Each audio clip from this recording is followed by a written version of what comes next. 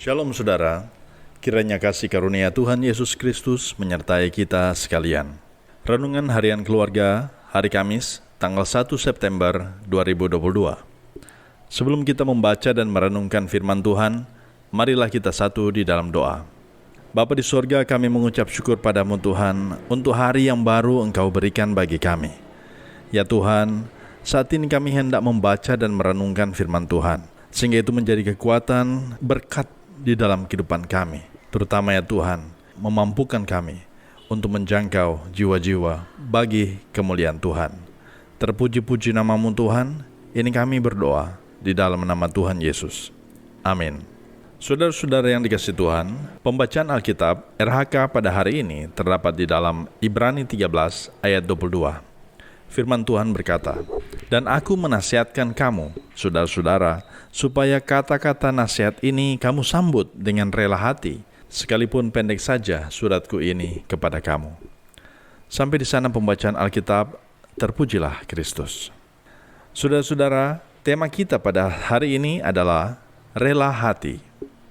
Saudara-saudaraku yang kekasih dalam Tuhan, bagaimana sikap kita ketika kita menerima nasihat? Apakah kita akan menolak atau menerima dengan rela hati? Tentu jawabnya adalah dengan rela hati, bukan? Nah saudara, pengertian rela hati menurut Kamus Besar Bahasa Indonesia adalah diterima dengan senang hati, suka, dan tulus hati. Menerima nasihat dengan rela hati akan menghindari untuk menilai diri terlalu tinggi dan paling mampu, sehingga menyepelekan orang lain. Tetapi menerima nasihat dengan rela hati adalah mengarahkan diri kepada kuasa dan kemurahan Allah. Penulis surat Ibrani di ayat ini menekankan supaya jemaat yang menerima nasihat firman Tuhan melalui rasulnya agar menerima nasihat dengan rela hati. Hati yang rindu untuk terus diperbaharui di dalam firman-Nya. Mengapa hal ini disampaikan? Karena ada orang-orang yang tidak ingin dinasihati. Mereka lebih menyukai hidup dalam kegelapan, hawa nafsu duniawi, kesenangan sesaat, dan sebagainya.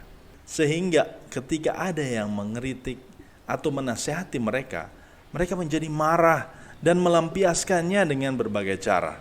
Penulis surat Ibrani menghendaki agar umat Tuhan di masa itu untuk bersedia dikritik, dinasihati, supaya kehidupan mereka semakin hari semakin kuat dalam pengenalan akan kebenaran firman Tuhan.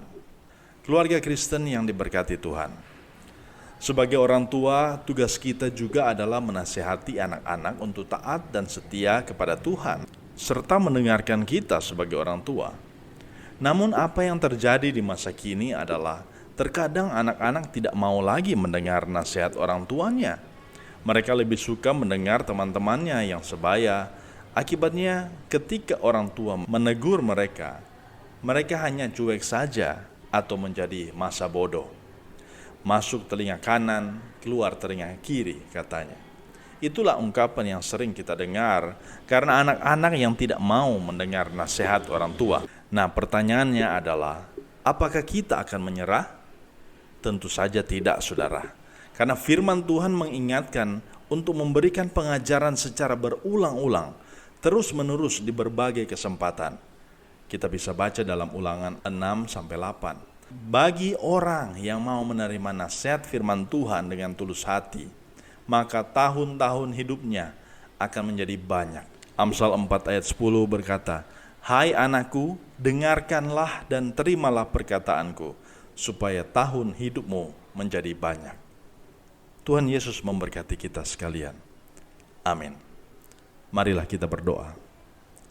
Ya Tuhan, mampukanlah kami menerima dengan rela hati setiap nasihat, serta dengan rela hati juga menasihati orang lain, supaya kami sama-sama bertumbuh di dalam Kristus.